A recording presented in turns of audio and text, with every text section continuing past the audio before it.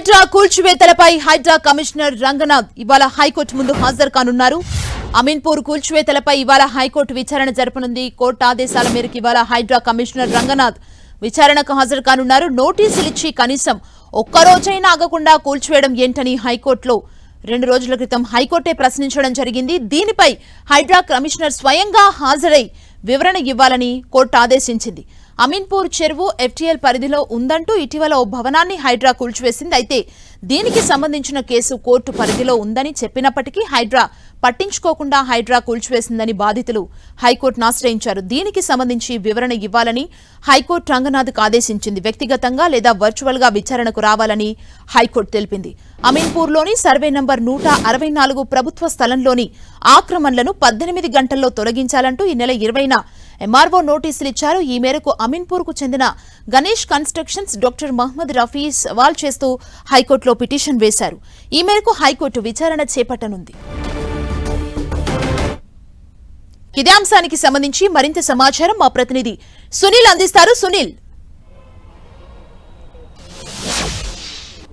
Hydraa commissioner Ranganath ఈరోజు high court ముందు హాజరు కావాలంటూ కూడా తెలంగాణ హైకోర్టు గత విచారణలో ఆదేశాలు జారీ చేసింది.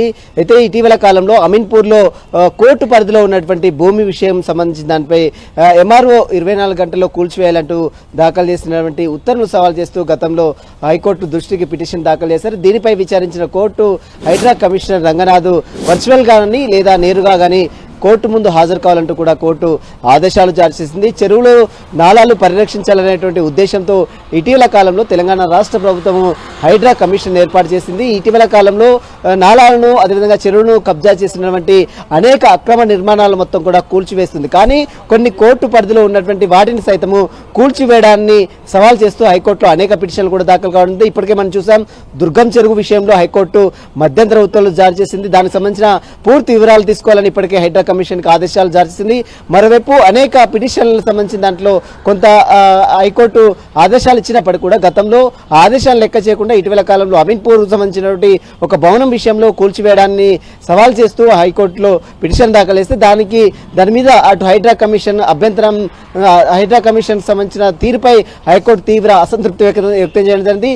మొత్తం మీద ఈ రోజు హైడ్రా కమిషన్ నేరుగా హాజరవుతాడా లేదా వర్చువల్ గా హాజరవుతాడా, హాజరైన తర్వాత ఎలాంటి వివరణ ఇస్తారనేది కూడా చూడాల్సింది చెప్పవచ్చు. ఇప్పటికే మనం చూసాం చాలా పెద్ద ఎత్తున ప్రజల నుంచి నిరసనలు వ్యక్తం అవుతున్నాయి. అనేక మంది అక్రమ నిర్మాణాలు చేపట్టినటువంటి వారి మొత్తం కూడా నిర్మాణాలు తొలగించడంపై అటు చాలా మంది హైడ్రా కమిషన్ రంగనాథ్ పై తీవ్ర అసంతృప్తి వ్యక్తం చేస్తారు. కానీ హైడ్రా కమిషన్ మాత్రం ఒకటే చెప్తుంది, చెరువులని అదేవిధంగా నాలను పరిరక్షించాలనే ఉద్దేశంతోనే ఈ యొక్క హైడ్రా కమిషన్ ఏర్పాటు చేసింది రాష్ట్ర ప్రభుత్వం. అదేవిధంగా వాటన్నిటి కూడా పూర్తిగా పరిరక్షిస్తాం, వాటిని పరిరక్షిస్తేనే ఫ్యూచర్ లో హైదరాబాద్ సిటీ చాలా బాగా ఉంటుందనేటువంటి అభిప్రాయాన్ని గతంలో హైడ్రా కమిషనర్ రంగనాథ్ కూడా వ్యక్తం చేయడం. ఈ రోజు కోర్టుకు మరి ఎలాంటి వివరణ ఇస్తాడు, దీనికి సంబంధించిన భవనంపై అదేవిధంగా హైడ్రాకు సంబంధించిన విధి విధానాలకు సంబంధించిన దానిపై కోర్టుకు ఏ విధమైనటువంటి వివరణ ఇస్తారని మాత్రం చూడాల్సిందని చెప్పవచ్చు. ఇది ఉదయం 10 గంటల ప్రాంతంలో వర్చువల్ లేదా నేరుగా కానీ హైకోర్టు ముందు హాజరు కావాలంటూ కూడా గత విచారణలో హైకోర్టు హైడ్రా కమిషన్ కి రంగనాథ్ కి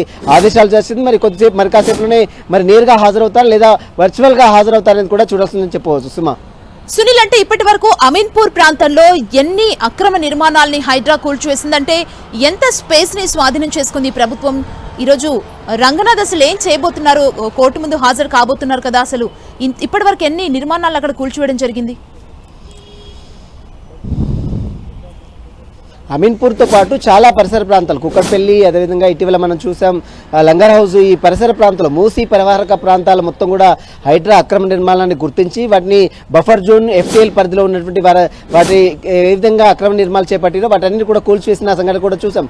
అమీన్పూర్లో కూడా అనేక బిల్డింగ్స్ కూడా ఇప్పటికే కూల్చివేసింది. ఇక కొన్ని కోర్టు పరిధిలో ఉన్నటువంటి వాటిని సైతం కూల్చివేయడాన్ని సవాల్ చేస్తూ హైకోర్టులో పిటిషన్లు దాఖలు కావడింది. మనం చూసాం ఇప్పటికే దుర్గం చెరువు పరిసర ప్రాంతాల్లో నోటీసులు జారీ చేయడాన్ని సవాల్ చేస్తూ దుర్గం చెరువు బాధితులందరూ కూడా హైకోర్టు దృష్టిలో పిటిషన్ దాఖలు చేశారు. దానిపై కూడా హైకోర్టు మధ్యంతర ఉత్తర్వులు కూడా జారీ చేసింది. ఇప్పుడు మరి కోర్టుకు హాజరైన రంగనాథ్ ఈ రోజు హాజరైతే మరి ఎలాంటి వివరణ ఇస్తారు, ఈ కూల్చివేతలపై ఎంటైర్ జిహెచ్ఎంసీ కమిషనర్ పరిధిలో ఉన్నటువంటి ఈ కూల్చివేతలకు సంబంధించిన దానిపై ఎలాంటి వివరణ ఇస్తారు, హైడ్రా కమిషన్ దేనికి ఇది రూపొందించారు, దాని ఉద్దేశం ఏంటి, విధి విధానాలు ఏంటి, వీటికి సంబంధించిన అంశాలన్నీ కూడా ఈరోజు నేరుగా రంగనాథ్ హాజరై లేదా వర్చువల్ గా హాజరైన తర్వాత పూర్తి వివరణ కూడా కోర్టుకు ఇచ్చే అవకాశం ఉంది. కోర్టు పరిధిలో ఉన్నటువంటి భవనాలను సైతము కూల్చివేయడం పైనే కోర్టుకు కొంత అసంతృప్తి కూడా గతంలో వ్యక్తం చేయడం జరిగింది. కాబట్టి ఈరోజు వర్చువల్గా కానీ నేరుగా కానీ హాజరైన తర్వాత మరి కోర్టు పరిధిలో ఉన్నటువంటి భవనాల కూల్చివేతకు సంబంధించి దానిపై ఎలాంటి వివరణ ఇస్తాడనేది మాత్రం చూడాల్సింది చెప్పవచ్చు. సుమా, థ్యాంక్ యూ సునీల్.